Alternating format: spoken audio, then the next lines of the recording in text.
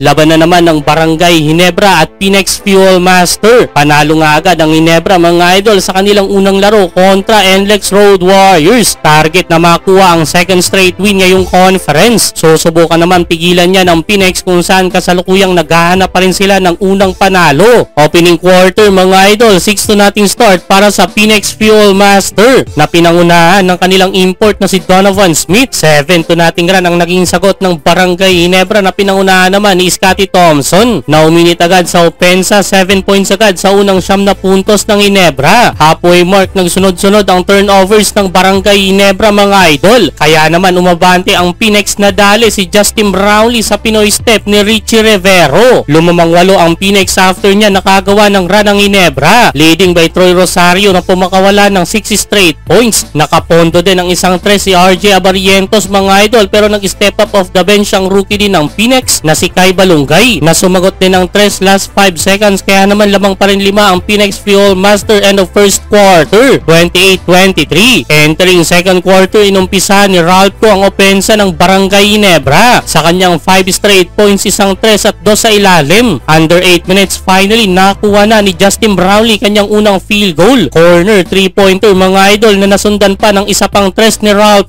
para itabla na ang talaan 34 all. Pero laging may sagot ang Phoenix. Pinapangunahan ni Donovan Smith na dinudumi na ang painted area. Naging back and forth na ang opensa sa dulo mga idol. Halos lahat ng mga sumunod na puntos ng Ginebra nang galing sa 3. Abarientos at Stephen Holt kumanade ng tig-isang 3 mga idol. Sa pangalawang 3 na ito ni Justin Brownlee, lumamang na ang Ginebra 45-43. Sumalampak na din si Japet Aguilar sa kanyang follow-up dunk pero sumagot ng 3 din si Rafi Verano sa last possession to take the lead 48-47 end of second quarter. Scoring leader sa Phoenix ang 11 points ni Smith at 10 points ni Taffens habang sa Ginebra wala pang nakaka-double digit sa puntos. Entering third quarter muling umabante 8 ang Phoenix matapos ang kanilang 9-2 start 57-49 under 9 minutes. Pero tinding bawi ginawa ng Barangay Ginebra. Take over na si Justin Brownlee sa kanyang 6 straight points. Katulong si Scotty Thompson na pumakawala din ng 8 sunod na puntos. With 2 3-pointer lamang na ang Ginebra mga idol 63-59